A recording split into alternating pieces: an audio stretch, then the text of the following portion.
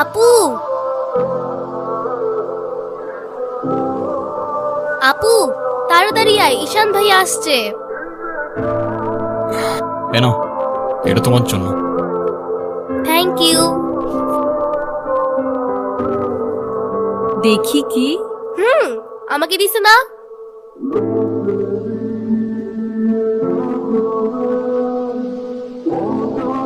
আসসালামু আলাইকুম। ওয়ালাইকুম আসসালাম। বসো। ও ঈশান, হ্যাঁ, সে তো দেখলাম। কি করো তুমি? আমি এলএলবি-তে লাস্ট ইয়ারে আছি। স্টুডেন্ট। তোমার উদ্দেশ্যটা কিন্তু আমি বুঝতে পারছি। জি স্যার। তোমাদের মতো ছেলেরা কেন আমাদের মতো বিজনেসম্যানের মেয়েকে টার্গেট করে, কিসের লোভে, সেটা আমার খুব ভালো করে জানা আছে। বাবা কি বলছো এসব? তুমি চুপ করো। তোমার ফ্যামিলিতে আর কে কে আছেন? বাবা মা দুজনেই আছে, কিন্তু ফ্যামিলি বলতে আমি একা। তার মানে? তারা আমার সাথে থাকে না, সেপারেটেড। বুঝতে পারছি। তা প্রবলেমটা কার ভেতরে? বাবা মাকে ছেড়ে চলে গেছেন নাকি মা বাবাকে? আপনি ঠিক কি মিন করতে চাচ্ছেন আমি ঠিক বুঝলাম না স্যার। আই মিন, ক্যারেক্টারের প্রবলেমটা কার ভেতরে ছিল, তোমার বাবার না মার? আরে সমস্যা তো আপনার character. You don't even know the basic manners. কিভাবে কারোর সাথে কথা বলতে হয় সেই ভদ্রতাটাও শেখেন নাই আপনি। আমাকে আসছে আমার বাবা মা নিয়ে কথা বলতে। আর হোয়াট ইউ মিন ভাই তোমার মতো ছেলে? হ্যাঁ, কি টার্গেট করছি আমি? আপনার টাকা? আপনার হয়তো আমার ব্যাকগ্রাউন্ড সম্পর্কে ধারণা নেই স্যার। আপনাদের মতো সো কল্ড বিজনেসম্যান আমার বাবার অফিসের লাইন দিয়ে দাঁড়িয়ে থাকে। আমি এখানে আসছি শুধুমাত্র ওকে ভালোবাসি বলে, সেকেন্ড কোনো উদ্দেশ্য সমান। তোমার ক্যারেক্টার সম্পর্কে আমি খুব ভালো করে জানি। তুমি রাস্তাঘাটে মাস্তানি করো, আর তুমি কি করে ভাবলে যে তোমার মতো একটা স্কাউন্ডারের হাতে আমার মেয়েকে তুলে? তো আপনার মেয়েরে কে বলছে আমার হাতে তুলে দিতে? আমি বলছি বাসায় ডেকে আনছেন অপমান করতে। আপনার বাবা মাই তো আপনাকে ভদ্রতাটা শেখাইতে পারে। বেরিয়ে যাও, এই মুহূর্তে আমার বাড়ি থেকে বেরিয়ে যাও। Get out! আপনি যদি মনে করেন আপনি চিৎকার করে আমাকে দমায় রাখতে পারবেন, then I can make more noise.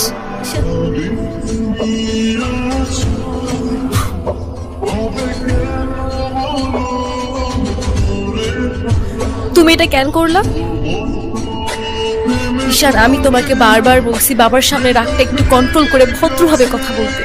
আমার জন্য এতটুকু করতে পারলাম না? আমি বাবাকে অনেক কষ্ট করে ম্যানেজ করছি। তুমি জাস্ট একটাবার কি সরি বলো, সব কিছু ঠিক হয়ে যাবে। আমি কেন সরি বলবো? উল্টা তোমার বাবাকে বলো আমাকে এসে সরি বলতে। ঈশান, ফল্ট তোমারও ছিল। তুমি বাবার সাথে সাহস করছো, আর একটা সরি বলে যদি সবকিছু ঠিক হয়ে যায়, কেন সরি বলবা না? কারণ আমি সরি বলি না, আর বলবো না। বলছি তো বলবো না, ব্যাস।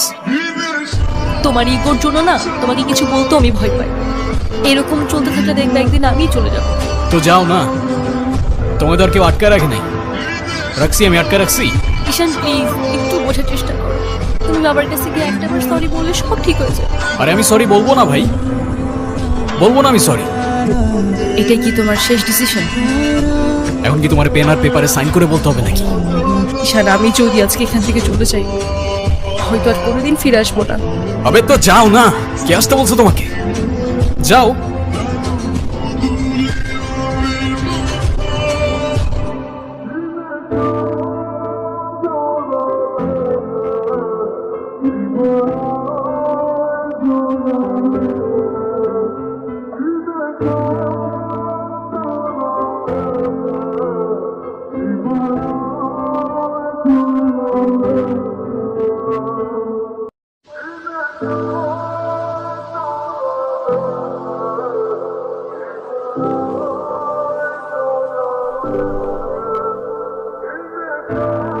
এখন তুমি স্কুল বাঙ্ক করা স্টার্ট করেছো, আবার টিচারকে ফেক গার্ডিয়ানের সাইন দেখিয়েছো। আয়রা, নানু ভাইকে সরি বলো। আই ডোন্ট সে সরি, আমি সরি বলবো না। আয়রা সরি বলো। আমি কি করলাম? আমি কেন সরি বলবো? কখনো কখনো আমাদের ভুল না থাকলেও সরি বলতে হয়। বেসিক্যালি ওর কোনো দোষ নেই। ওকে মার্কশিটের সিগনেচারটা আমিই করে দিয়েছিলাম, আর ওকে আজ স্কুল বাঙ্ক করতে দেওয়াটাও আমার ঠিক হয় নাই। তো ওর হয়ে আমি ক্ষমা চেয়ে নিচ্ছি। I am sorry.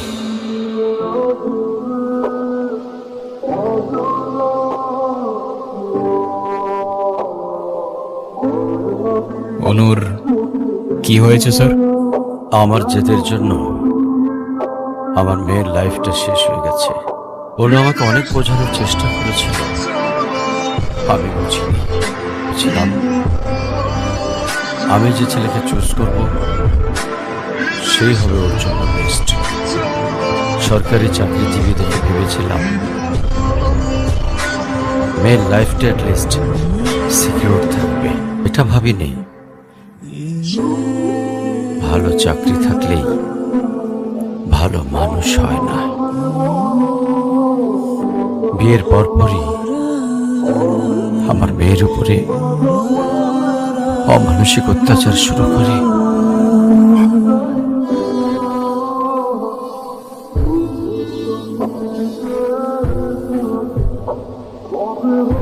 তারপর পরে আমি আমার মেয়েকে আমার বাড়িতে নিয়ে চলে আসি, কি মেয়েটা আমার সঙ্গে একটা কথাও বলেনি।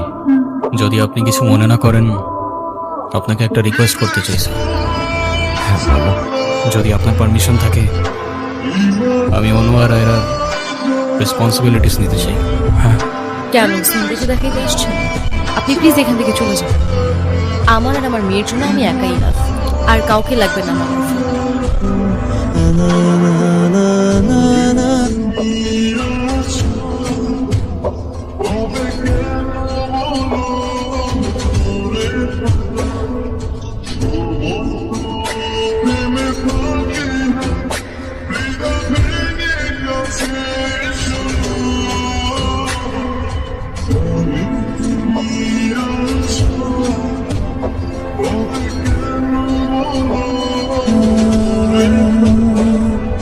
আজকে স্কুলে কেমন পড়াশোনা করলে বাবা? ভালো।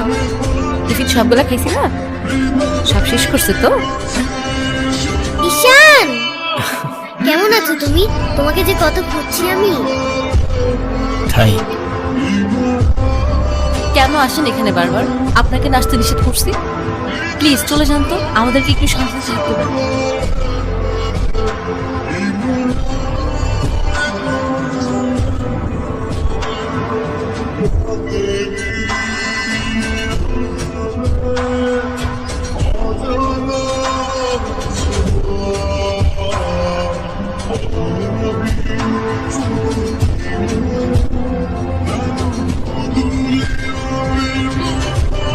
দেখো তো একটু।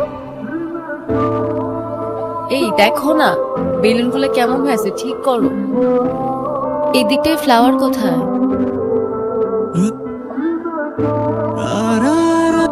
আয়রা, তোমার মন খারাপ কেন? সবাই সেলফি তুলছে, তাড়াতাড়ি আসো। আমি যাব না, তুমি যাও। আয়রা চলো, কেক কাটার জন্য সবাই ওয়েট করতেছে। ঈশান কোথায়? ঈশানকে দিয়ে কি করবা তুমি? ও আসবে না। ঈশান না আসলে আমি বার্থডে করব না। তোমাকে উঠতে বলছি না? আমি যাব না, যাব না, যাব না। নেক্সট টাইম আমার সাথে শর্ট করে কথা বলবা না।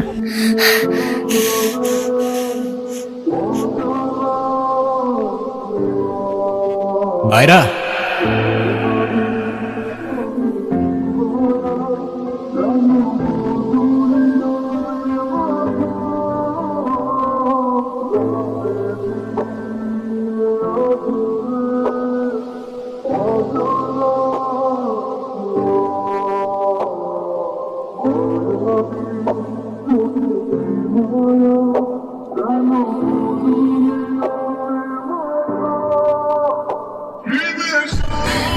হ্যাপি বার্থডে বন্ধু।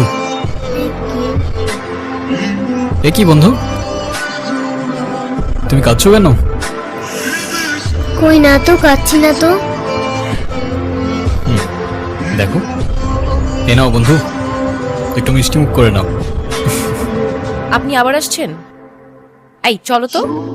আস্তে, আমার ব্যথা ওর দোষটা কি, অনু? লাগছে। তুমি আমার উপরে জেদ করে ওকে কেন কষ্ট দিচ্ছ? আমার মেয়ে আমার যা খুশি তাই বলবো, আপনি বলার কি? কেউ না আমি, আর কখনো আসবো না। চলে যাচ্ছি আমি এই শহর ছেড়ে, বহু দূরে। এমনিতেও এই শহরে আপন বলতে তেমন কেউ নেই আমার। শুধুমাত্র শেষবারের জন্য আমার ছোট্ট বন্ধুটাকে দেখতে এলাম। তবে যাবার আগে তোমাকেও কিছু কথা বলার ছিল। বলো। বাবা মা থাকতেও তাদের ভালোবাসাটা কখনো পাইনি আমি। ছোটবেলা থেকে একা একা থাকতে শিখে গেছি। আমার মতো যারা আছে না, তারা নিজের কষ্টটা কখনো বলে বুঝাইতে পারে না, বা বলতে পারো বলার মানুষটাই থাকে না। তবে আমি যখন আয়রার দিকে তাকাই না, তখন আমি আমার ছোট্টবেলার সেই ঈশানকে দেখতে পাই। শুধুমাত্র এইটুকু বলতে চাই যে আমার জীবনের মতো অ্যাটলিস্ট ওর জীবনটা হতে দিও না। আমার উপরে থাকা অভিমানগুলোর জন্য তুমি ওকে কষ্ট দিও না। ভালো থেকো ছোট্ট বন্ধু, আর তুমিও ভালো থেকো। আসি। ঈশানের কাছে যাবো, আমার হাত ছাড়ো। ঈশানকে যেতে দিও না প্লিজ। তুমি যা বলবে আমি তাই শোনো, প্লিজ হাত ছাড়ো।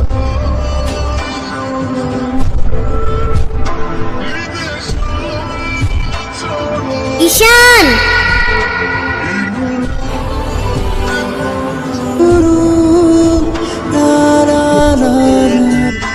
কি? ঈশান তুমি যেও না প্লিজ। যেতে তো হবেই, বলো।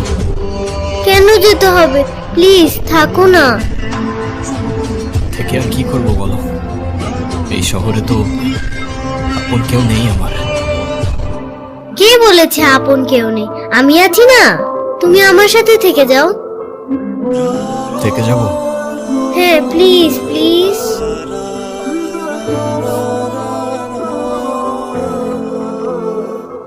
ওকে বন্ধু, থেকে গেলাম। সত্যি? সত্যি। Pinky promise? Pinky promise. Ayra, Happy happy birthday to birthday, you. mama. Happy birthday.